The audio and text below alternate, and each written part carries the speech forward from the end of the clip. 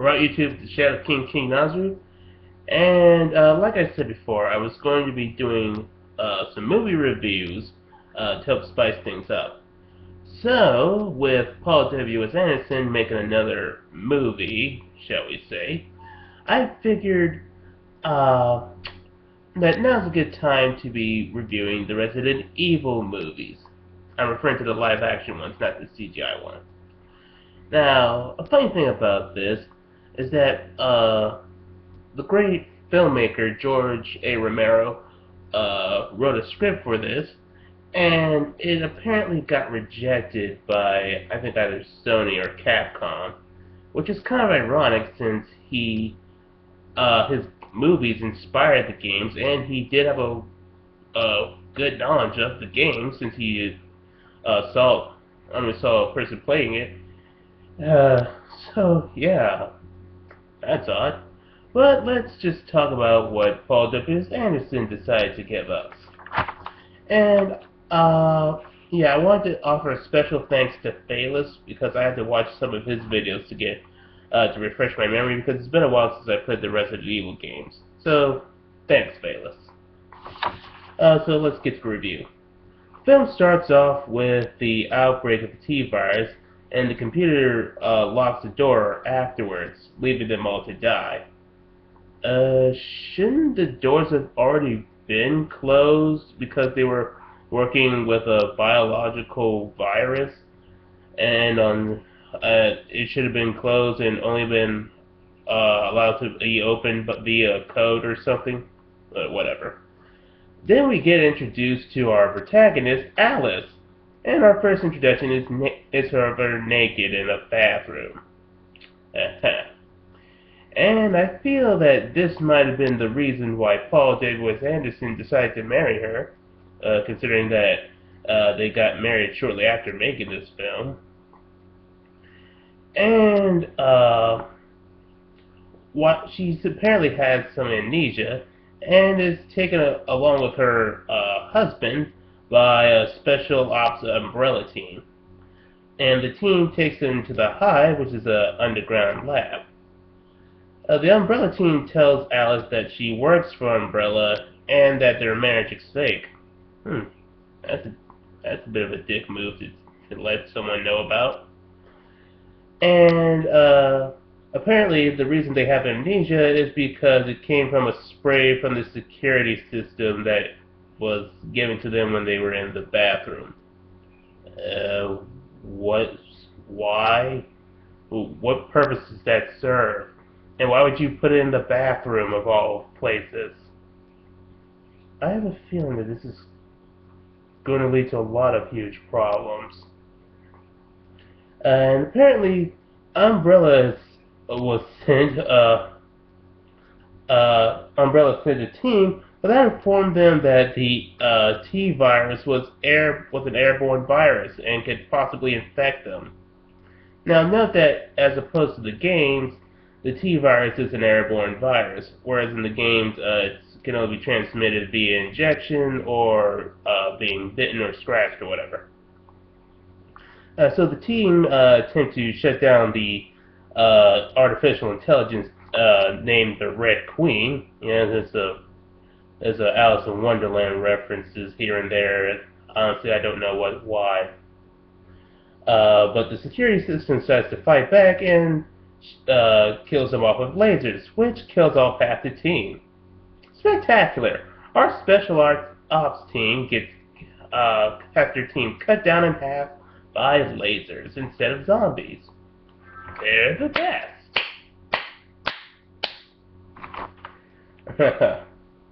The Red Queen eventually does get shut down, and the zombies get released. One of the special ops team members, Rain, checks on a person and gets bit.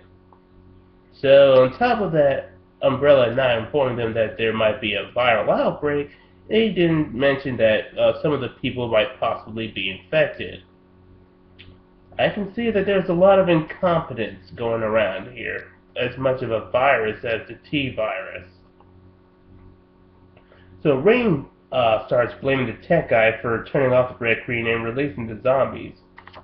Uh, well, for one, the tech guy should have known that since that was what he was set down to do, and that's also their job to investigate what happened and rescue any civilians that they can. And we see later, not too long after, that Alice is inexplicably able to fight off zombies with martial arts. And, yeah. This is not a big deal right now, but trust me, this is going to become a bigger problem in the later films. Then one of the other characters, Matt, tries to find his sister and remembers that he was planning to help her expose Umbrella for their agendas. And Alex also has a flashback about offering to sell the T-virus. It's amazing how amnesia is really inconvenient until the plot demands it to not be so. And then the team goes to the Red Queen for help, and she explains to them what zombies are. Wow, you figure that people would know what zombies are at this point. And she says she sealed the lab and killed everyone to prevent the T-virus from spreading. Okay. So Umbrella didn't give the computer a way to contact the headquarters so that they could get a cure. Just have a batch of antivirus ready in case an outbreak did happen. Just saying, that would have helped. Then there's this one guy that tells the others to leave and then shoots a zombie and runs into the ducks. Why didn't he just do that instead of wasting time thinking about being rescued? And he possibly could have used that last bullet to spare himself from zombification if he ever got bit. And then Alice remembers that there's an antivirus, and her fake husband steals them, and remembers he was stealing them for his own personal benefit, and accidentally started the outbreak. Our heroes, everyone! And, oh wait, my mistake. The fake husband is not really a hero because he tries to betray everyone and steal the antivirus. But fortunately, God decided to add a little bit of karma and has him killed by a licker. And the Red Queen offers them freedom in exchange for killing Rain, which is pretty pointless since according to this movie, the T-virus is airborne, and if that's the case, all of those idiots should be infected. Or at least it should be. But according to this movie, I question the competence of the writing. But the tech guy decides to fry the Red Queen system. They give Rain the antivirus, and Matt gets infected by the licker. But they eventually kill the licker. And the antivirus doesn't work on Rain because it was used too late, and they're forced to shoot her in the head. They try to escape, but Umbrella Hazmat Teams arrives. They decide to put Matt in the Nemesis program. For all the Resident Evil fans, you'll probably know who that is. And see if Alice is infected with the T-virus. They probably would have known that had they been informed by the Red Queen or by Umbrella, or if they had checked some security cameras. Then we see Alice waking up naked again, and rest assured this will not be exclusive to this movie alone. And she sees that Raccoon City is being ravaged and decides to wheel a shotgun to get ready for the apocalypse or whatever. So, all in all, this movie has quite a bit of problems, but it's not too bad.